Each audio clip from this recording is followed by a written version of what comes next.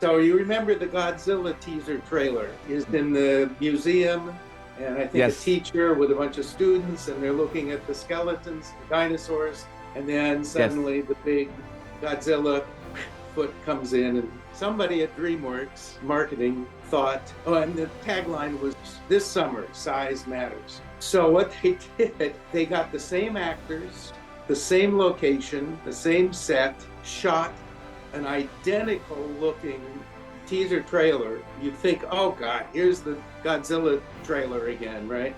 But when the foot comes down, crashes down into the museum, suddenly the small soldiers come up and lasso the foot and bring the monster down. And then the tagline was, this summer, size doesn't matter, small soldiers. Well, they showed Wow. this to Steven Spielberg.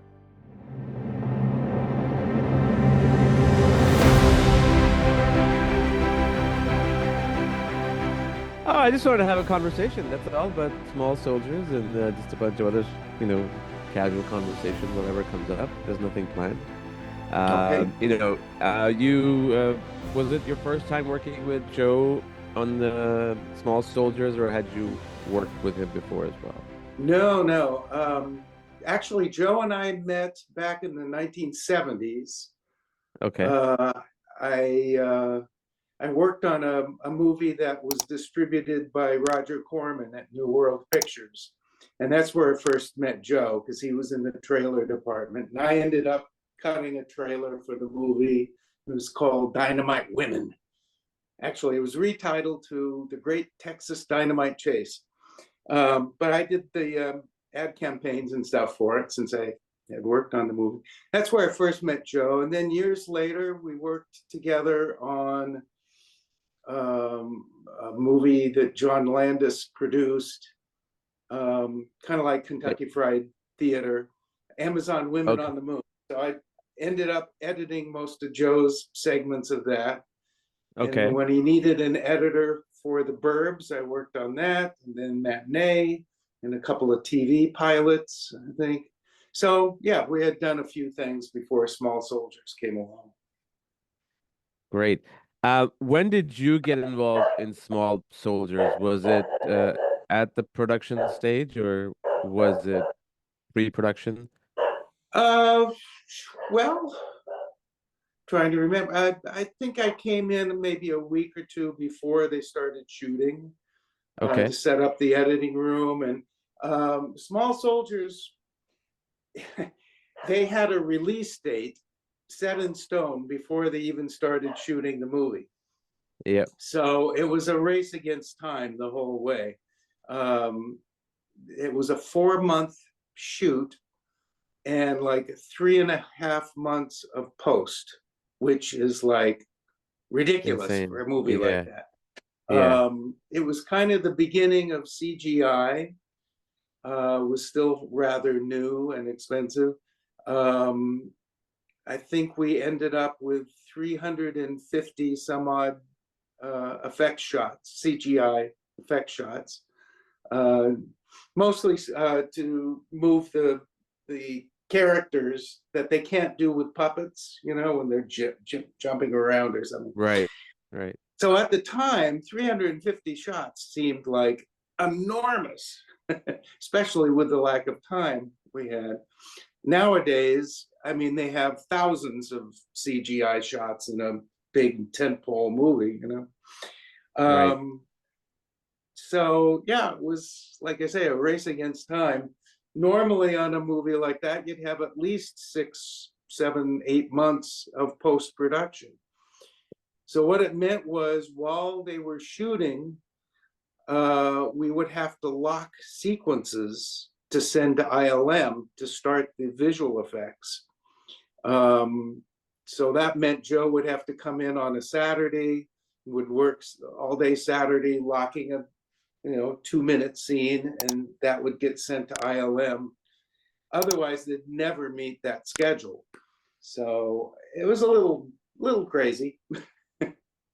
I'm sure. And one of the things that I think it's a very, what's the right word I'm looking at? It's a rarity that, you have a film that is done by Steven Spielberg or Joe Johnson. Some of the Mhm. very few directors have um, a mastery over visual effects, uh, sort of blending in with the real animatronics. Mhm. And in Small Soldiers, it was so um, amazingly blended, like especially that sequence of it's been a while since I've seen Small Soldiers, like a couple of years, so I'm not really good with characters. The bike scene where the young boy is being chased, and that whole sequence, the way it was cut so seamlessly, you really had to watch it over and over again to figure out which one was, animatronic and which one was full CGI. So it was a Yeah. beautiful blend. It was an absolute beauty, and even for today's time, I would say. I mean, it was really ahead of its time, and considering to do it in 3.5 months as opposed to 8, I mean, kudos to you. Well, that sequence was one of the things we had to lock early on and send to ILM. So they were still shooting, and we had to lock that sequence. Um, yeah, so it was Yeah, fun. But ILM did a really good job of, well, they would scan all you know, the puppets into the computer, right. so they could, animate them and make them look. Scratch it. What are you doing here? Get out of here. Amazing. This is a Amazing. marquette that I got to save of Scratch It, one of the Gorgonites. But they Yes. would scan these things. Stan Winston and his company um, developed all the characters, first drawing them and then making them, in 3D models. And ILM would scan this into their computer, and then they can animate, do whatever they want to do with it. So that, Yeah. when I, the production was all done, some of us got to keep these. I got Scratch It for some reason because nobody else wanted it. no, that's great. I mean, it's one of those films that appeals to kids but also to adults. I remember when I think it was the same year it came out when Godzilla came out, the Dean Devlin and Oh, Ronald Emmerich, and the way the marketing was done. I know it has nothing to do with the editing, but the way the marketing was done, because in Godzilla's marketing was always about size does matter, and in Small Soldiers it was completely the opposite. So they kind of went like the different direction. I thought, which was pretty cool. I mean, it was I really appreciated the marketing behind it. I don't know if it worked or not, but I thought it was pretty yeah. cool. Me too. And I have a funny story to tell about that. Sure, sure. So you remember the Godzilla teaser trailer, which Yes, is in the museum, and I think a yes, teacher with a bunch of students, and they're looking at the skeletons, the dinosaurs, and then yes. suddenly the big Godzilla foot comes in, and well, somebody at DreamWorks marketing thought, oh, and the tagline was "Size Matters." This summer, size matters. Yeah. So what they did, they got the same actors, the same location, the same set, shot an identical looking uh, teaser trailer. You think, oh God, here's the Godzilla trailer again, right? But when the foot comes down, crashes down into the museum, suddenly the small soldiers come up and lasso the foot and bring the monster down. And then the tagline was, this summer, size doesn't matter, small soldiers. Well, they showed Wow. this to Steven Spielberg, and he said, we can't use this.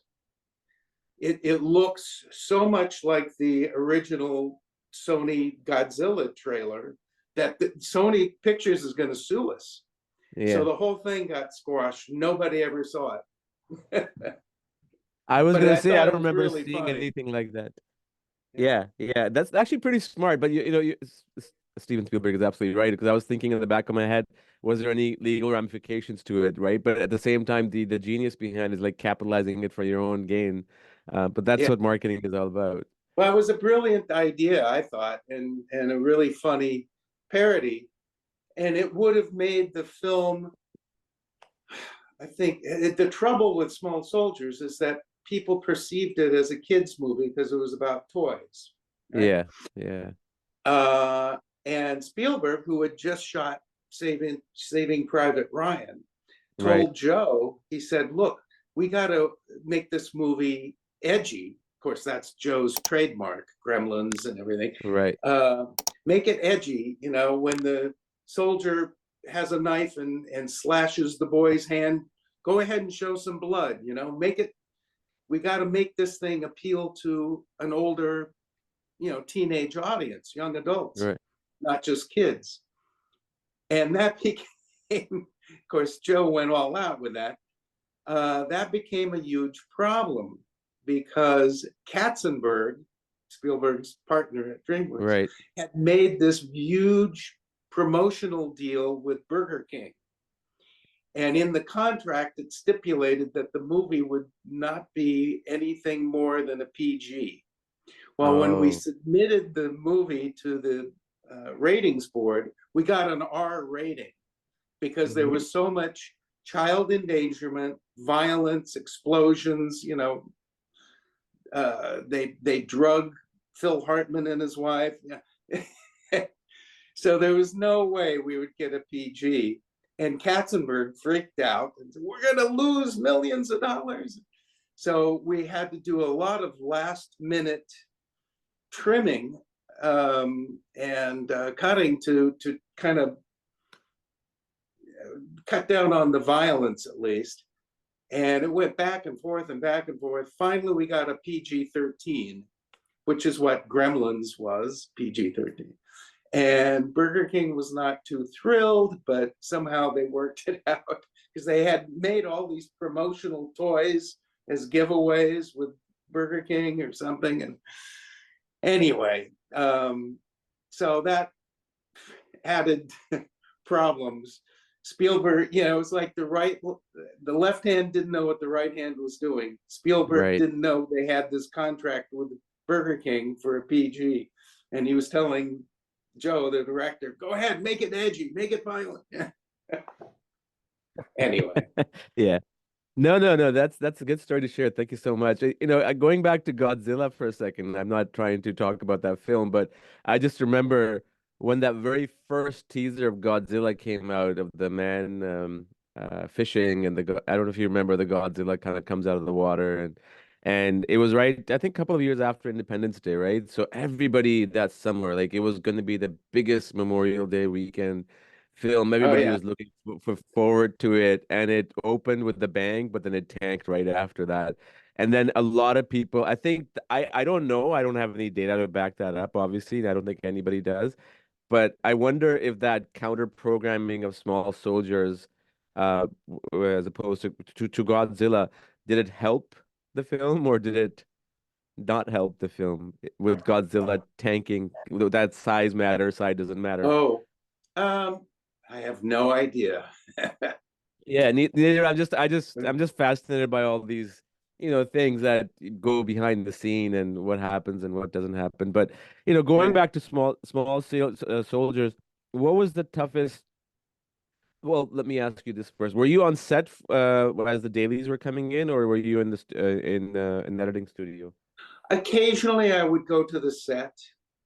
Um, there were a couple of times when I forget exactly the specifics, but um, we had 3 or 4 or 5 writers on the movie, and so Yeah, there were some script changes in the middle of production, and a couple of times, I don't know, maybe producer or studio executive thought one thing should happen. And when we thought about it, well, no, that can't happen because what we shot last week won't work that way. So there was some yeah, back and forth, and sometimes I'd get called. Joe would call me to the set and would try and figure out, well, how can we change this scene or specific things like that. So, but mostly I was in the editing room, and which was right on Well, let's see. We were at Universal at DreamWorks. Right. Um, On most of Small Glendale. Soldiers was shot at Warner Brothers. So Right. back And lot. would it was that time in the late 90s when Avid was kicking in from film. Had you switched to Avid for that time for for that particular film Yeah, or about 4 hours, 4 years before I had right. started switching to the Avid. Yeah.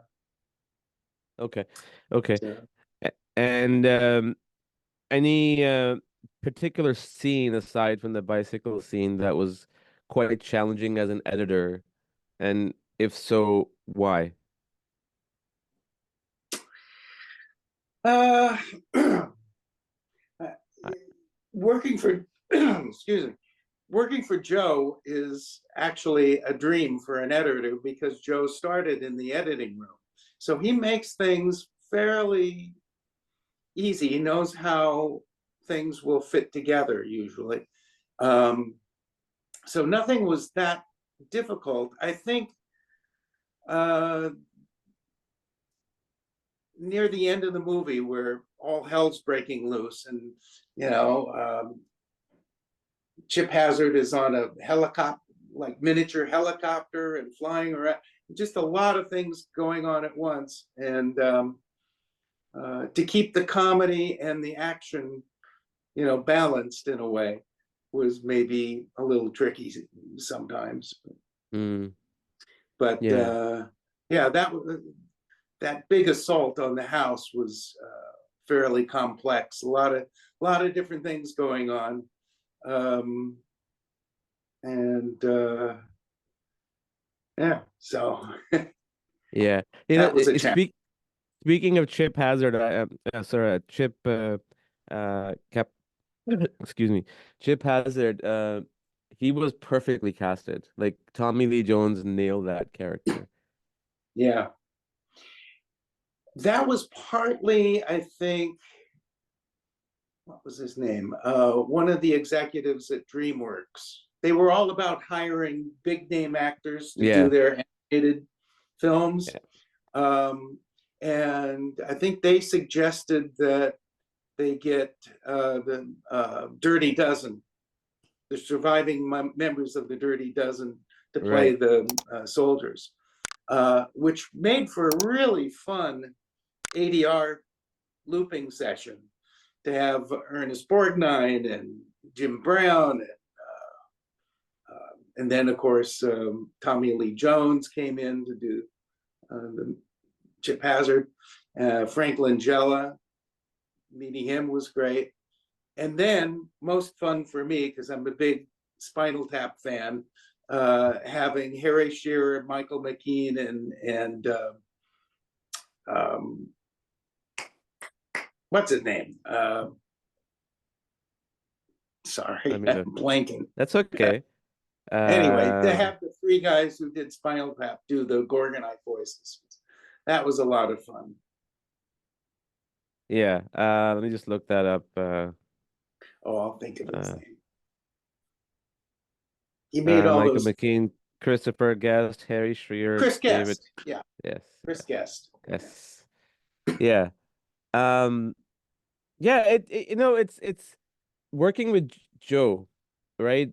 Joe Dante is one of those directors that you don't, even though he's an amazing director and he has a really great way of storytelling, you don't really see, at least I haven't seen many of his interviews. I know he has his um a lot of films that he has done, but working with him, and you've kind of explained that already that he was an editor, so working with him was a little bit easier.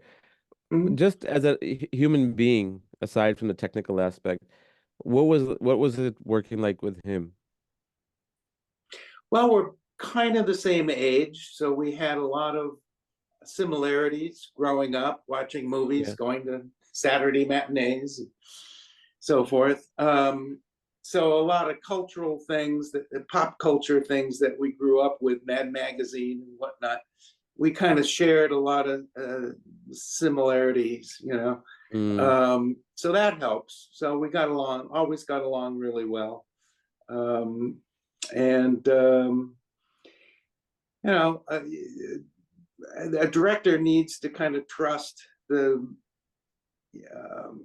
sensibilities of his editor, you know. Mm. And after working a couple times together, it became very smooth. So whatever I would contribute, he usually said, "Oh, that's great," you know. So it's always been an easy working relationship, and we tend to politically we're on the same note, and Joe's very political with his movies. Did you ever see Second Civil War, the HBO No, movie I he did? haven't. No, I That should. was a couple of years, maybe just a year before Small Soldiers. Okay. Um, but somebody who wrote about Joe called Second Civil War, I think Matinee, Second Civil War, Small Soldiers, his trifecta of anti-war sensibility. um, but yeah, if you get a chance, the Second Civil War was an HBO movie in 1997. Yeah. And it's a political satire. So if you like Doctor Strangelove kind of movies, you'd love this. You're right. And it had a wonderful cast. Yeah, I'm just James looking at Earl it, James. Yeah, sorry, go James on. Earl Jones, Dan Hedaya, Phil Dennis Hartman. Leary's in it, um, and Phil yeah, Hartman and Ron Phil Perlman. Hartman, yeah, Phil Hartman Yeah. plays the president of the United States, and Beau Bridges won an Emmy for supporting actor in that. But it was a it was kind of a movie ahead of its time because it's about immigration and closing the borders of the state of Idaho to immigrants Really? and creating a whole, you know, problem and that leads to civil war. Anyway, so Well, I mean, not trying to get political, but things seem to be going in that direction right now. But yes, I'm definitely gonna enjoy this film because I love political movies and I love political satire. One of my favorite ones is Wag the Dog with Robert De Niro and oh Dustin yeah, Hoffman. right. It's an amazing movie and it's makes you wonder, what you see on news. Uh, Yeah, uh, right.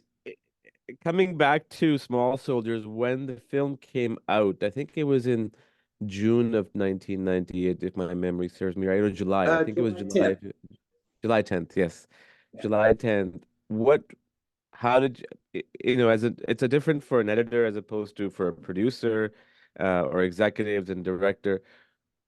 Do you remember this very first screening that you may have attended, whether it was a test screening or, like a locked version screening and the audience reaction? We did have a director's cut test screening um, that went pretty well. Uh, and then I remember the cast and crew screening was at Universal and was in it was a big event kind of thing. Right. Um, so what was the question? I forget. No, I was just wondering what the audience reaction was, but you talked about director's cut. How long was director's cut as opposed to the final film? I think the final film was an hour and 50 minutes or so. How long was the director's cut? I think it was pretty close. There were three or four minor deleted scenes, basically just depicting, move the story along a little quicker. Oh, we decide we Yeah, wouldn't the need pay. that and we need this. So it wasn't too much different that I recall. Yeah, Right. yeah. Um, But I do remember seeing it right when we finished. 2 weeks after the movie came out, was flown up to Vancouver to work on a movie called Lake Placid, and I remember going to a theater in Vancouver to watch Small Soldiers with an audience, and got a lot of laughs.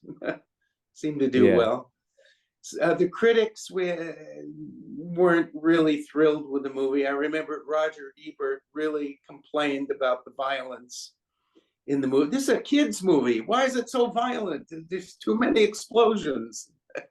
So he didn't quite get it, but I mean, there's so many explosions nowadays in kids' cartoons. I know.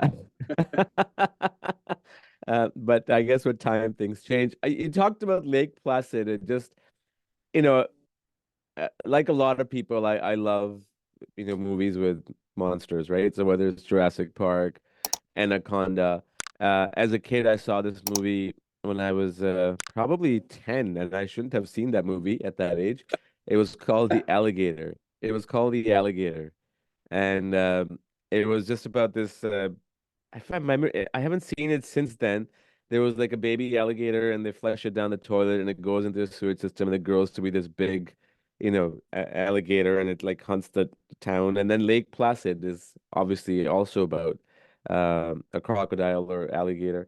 And I remember watching it, and I really enjoyed it. I just you mentioned that, so I just wanted to bring that up. It And wasn't yeah. Go ahead. funny enough, the movie Alligator, that was a Louis Teague's movie, written by John Sayles, by the way. I did the trailer Ah. for that. I did the trailer for Alligator and the TV spots.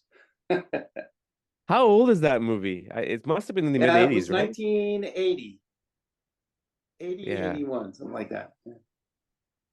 Yeah, 1980 with Robert Foster. Yeah. I gotta see that Yeah. again. It's a I mean, good movie. Yeah. yeah, I'm sure. I mean, there's only been what? There's Lake Placid, there's Alligator, and the one that just came out 4 or 5 years ago by Sam Raimi. I forget the name. It was about a small town and a daughter trying to survive in a house and the father trying to rescue her. I don't know what it was called. Let me just look it up. And it had an alligator in it. Crawl. Crawl. Oh, yeah. Yeah, from Paramount Pictures, and it's actually it's entertaining. I mean, it's not it's not going to bring tears to your eyes, but it's entertaining. I mean, yeah, I would recommend watching it if you're just kind of looking for some entertainment. It's pretty fun. Yeah. Yeah. Cool. What are you up to nowadays? Not much. I'm semi-retired Enjoying since the life? pandemic and traveling and whatnot. Lastly, I just normally I ask this in the beginning, but we just kind of got on Small Soldiers so quickly.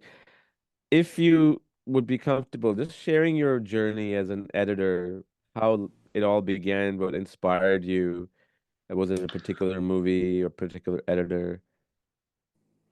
Well, in high school, I kind of wanted to be an actor. I was taking drama classes, and my friends and I started making 8 millimeter films. This is like Spielberg's The Fablemans a little bit. In high school, we made 16 millimeter and 8 millimeter films. Sometimes I was in front of the camera, sometimes I was, but as we went on, I became more and more interested in filmmaking. And in college, I went to film school at Cal Arts, and my best friend Bob Rogers and I both got accepted as kind of a team based on the short films that we had done, a couple of which won awards and whatnot. But anyway, so I went to film school at Cal Arts, and my mentor there was a film director named Alexander McKendrick, who did a lot of British comedies with Peter Sellers and Alec Guinness, Mm. did Sweet Smell of Success here in the States. Terrific director and teacher. But McKendrick he knew that everybody who goes to film school wants to be a filmmaker and make their own films, right? But Hmm. realistically, a small percentage of the students are going to become directors. So he really stressed his students to work on each other's films. And I had become friends with a guy named Michael Pressman, who did go on to become a director and co-producer of Lake Placid, by the way. Anyway, so McKendrick said, well, Marshall, you should be Michael's editor on his student film, and then Michael can help you write your screenplay for your film. So that was my first, that was the first time I was shoved into an editing room. And I tended to really like it. Being an editor on a film is the next thing to being the director, because the editor is concerned with the same things the director is. How to tell the story the best, getting the best performances out of the actors, pacing.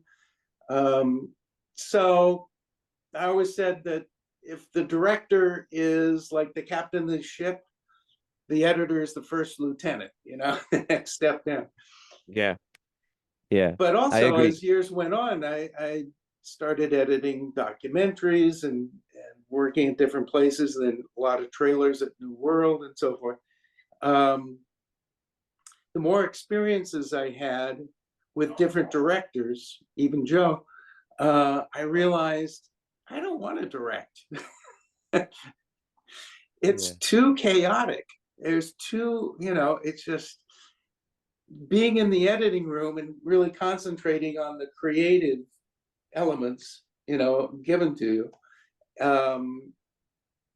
It's just, it's pleasurable, it's creative. Most directors always say, I can't wait to get into the editing room and get off the set. Yeah. Yeah. But seeing what directors very often have to deal with, temperamental actors, studio executives, just all kinds of technical problems, it's like, no, that's too difficult. I'd rather stay in the editing rooms. Yeah. Touche, because I when I took some film courses about 22 years ago, it was a similar thing. I think we shot some stuff on Bolex, the 16 millimeter, but at that time digital transition had happened. And it was the same thing. It was six of us. Each of us worked as a different position on each of those films. So from sound to editing to cinematography to assistant director to all that. And I've always been sort of, I always thought of myself as a director, just like you. And then somehow I started liking enjoying shooting and editing. Mm-hmm. But I did that for a long time. I even edited my some other feature documentaries, one of my first feature documentary, and then I told myself I'm done with editing. As much as I enjoy it, I just wanted to be on the set. And I wouldn't be surprised based on what you're saying, maybe down the road that will flip. Who knows? But with a certain experience, because it is very, very challenging. Especially if you're working for a studio and then there's, actors and there's budgets and there's times and everything just piles on your head and you got to make decision in split of a second and, the right Yeah. decision, hopefully. And as Joe has mentioned in many interviews, the bigger the budget, the less control the director has, Yes. and the bigger committees.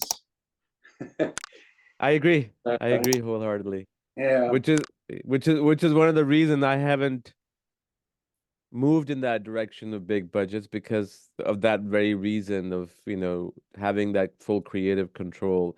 I truly believe as a director, even if you screw up, at least it's you own the fault, not, yeah, you don't blame it anybody else. Like either you're right or you're wrong, and that's it. yeah. Yeah. Great. Thank you so much for your time. Unless you want to add something to Yeah, our conversation. we covered a lot. Great. Thank you so much for your time. I'll look for Again, your thank you for all your documentaries. work. Yeah, they're on Amazon Prime, actually. You can check them Oh, out if great. you like. Okay. Yeah. Yeah. We'll email you the link. Oh, terrific. Perfect. Thank you so much, Marshall. All right. All right. Thank Take you. care. Have a good one. Bye bye.